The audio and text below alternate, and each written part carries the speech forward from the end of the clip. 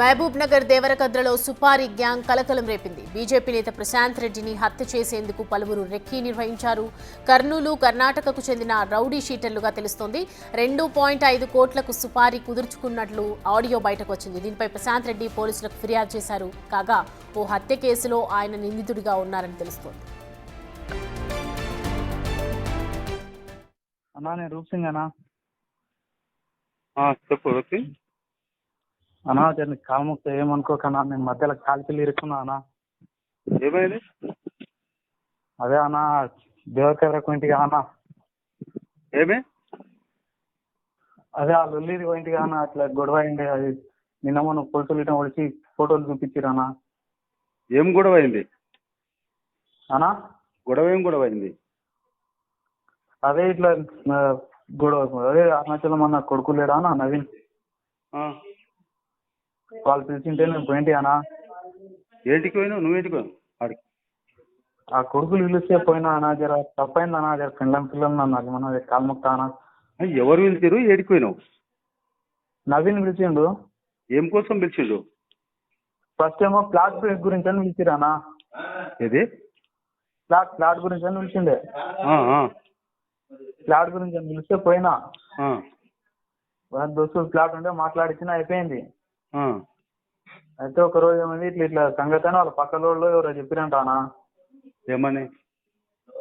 ఇట్లా గొడవ చేస్తావు అంటే నేను చేయనన్నా, అట్లా ఆడ మా అన్న ఉంటాడు, మా అందరికి ఆయననే అన్నా అని చెప్పినా నేను. గొడవ అంటే ఏం కొట్లాటనా? ఎవరితోనో కొట్లాడడం? ఆ ప్రశాంత్ అన్నతో. ప్రశాంత్ అన్నతోనే కొట్లాడమని చెప్పిండా? అవునా?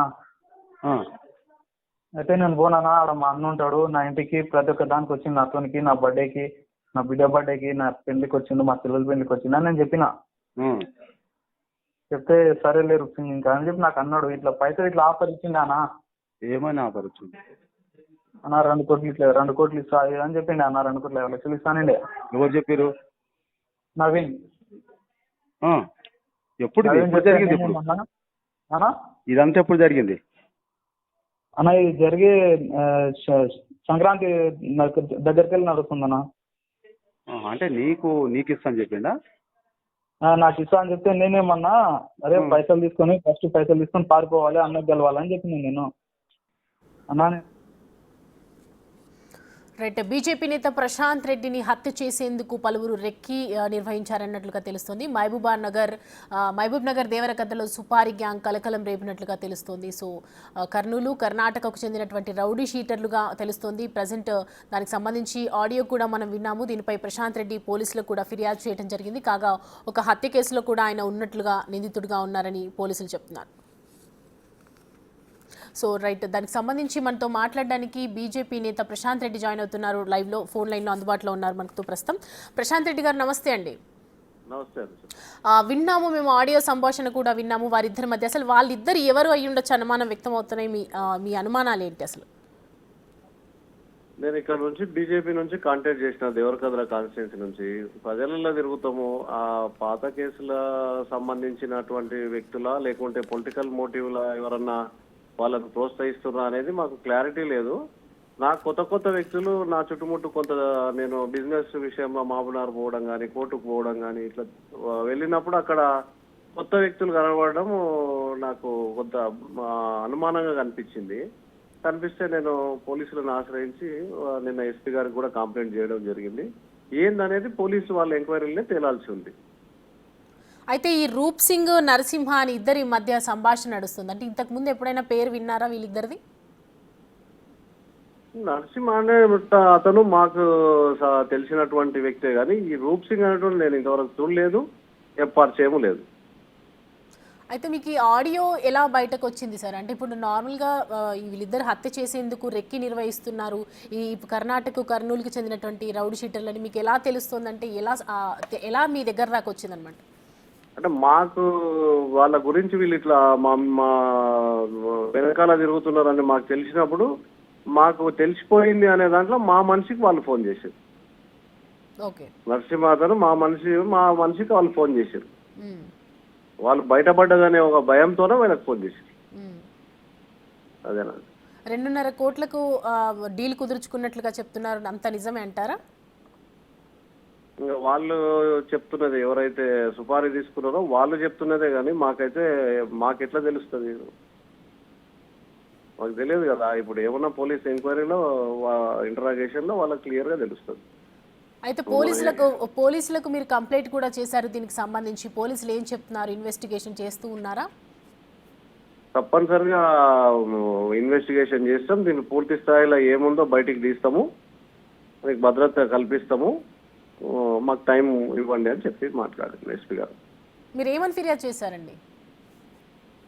నాకు థ్రెటన్ ఉంది, భద్రత అనుమానం వస్తుంది, నన్ను తీసేయడానికి మనం చంపడానికి ప్రయత్నం జరుగుతుంది.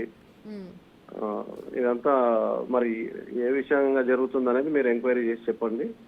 నాకైతే హాని ఉంది, నా ప్రాణానికి హాని ఉందని చెప్పాను. హత్య కేసులో నిందితులుగా ఉన్నారని చెప్తున్నారు, అది నిజమేనా? హత్య కేసు అంటే అది ఏదో ఊర్ల ల్యాండ్స్ పంచాయతీలో అది జరిగింది. దానికి అది కోర్టుల కేసు నడుస్తుంది. దాని విషయానికి 9-10 ఏళ్ళు అయిపోయింది. అది ఎక్కడ కూడా దాని అటువంటి ఎప్పుడు కూడా కనిపించలేదు. నేను దాని తర్వాత పొలిటికల్గా వెళ్ళిపోయినాము, పొలిటికల్గానే ప్రజలలో ఉంటున్నాము. ఈ రోజు కొత్తగా వినిపిస్తుంది. ఎవరితోనో కూడా అందరితోనూ మనకు మంచి సంబంధాలే ఉంటాయి. ఇది ఏదో వాంటెడ్లీ ఇమేజ్ కోసమో లేకపోతే దీని వెనకాల ఎవరన్నా నా ఎదుగుదలను చూసి ఎవరన్నా నాయకులు ఎవరన్నా ప్రోత్సహిస్తున్నారో తెలియడం లేదు. ఎవరున్నారు అనుకుంటున్నారు? అంటే ఎవరి మీద అయినా అనుమానాలు ఉన్నాయా మీకు?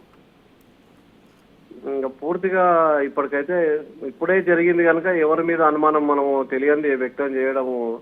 ఒక కాంగ్రెస్ నాయకుడు అయితే ఏదో మోటివ్ ఉన్నట్టుంది, నన్ను డ్యామేజ్ చేయడానికి ఒక ప్రయత్నం చేస్తున్నాడు అనేది ఒకటైతే తెలుస్తుంది. అంటే ఏ విధమైన డ్యామేజ్? నేను పూర్తిగా ఆరోపణ చేయలేను, నాకు తెలియంది పూర్తిగా ఆరోపణ చేయాలి. నాకు ఒక అనుమానం మాత్రమే ఉంది. అంటే ఏ రకంగా డ్యామేజ్ చేయాలని చూస్తున్నారు అనుకుంటున్నారు మీ దృష్ట్యా? నేను కాంటాక్ట్ చేసిన, పోటీ చేసిన వాళ్ళకు నేను అడ్డుపడతా, రేపు నేను వాళ్ళకే నాకే పోటీ ఉంటుందనే ఒక ఆలోచనతోనే వాళ్ళు ఆ విధంగా నన్ను డిఫేమ్ చేయాలని ఒక ఆలోచన చేస్తున్నాను అనుకుంటున్నాను. వాళ్ళకి సపోర్ట్ చేస్తున్నారు, వాళ్ళని ప్రోత్సహిస్తున్నారు అనేది అనుకుంటున్నా. ఇంతకు ముందు ఇట్లా బెదిరింపు కాల్స్ ఏమైనా ఎప్పుడు రాలేదండి. 10 ఏళ్ళు టీఆర్ఎస్ పార్టీ గవర్నమెంట్ ఉండే, టీఆర్ఎస్ ఎమ్మెల్యే ఉండే రాలే. కానీ ఈసారి ఇంత ఫ్రీడంగా ఉన్నారు అంటే వాళ్ళ ప్రోత్సాహం దొరుకుతుంది అనే ఒక ఆలోచన వాళ్ళకు ఉన్నందుకే వాళ్ళు ఇట్లా చేస్తున్నారు. ఎవరి ప్రోత్సాహం అండి? అది ఇప్పుడు ఉన్నటువంటి ఎమ్మెల్యే ప్రోత్సాహం కావచ్చు, ఇంకెవరన్నా కావచ్చు, కాంగ్రెస్ వాళ్ళు. ఓకే అండి, థ్యాంక్ యూ అండి ప్రశాంత్ రెడ్డి గారు.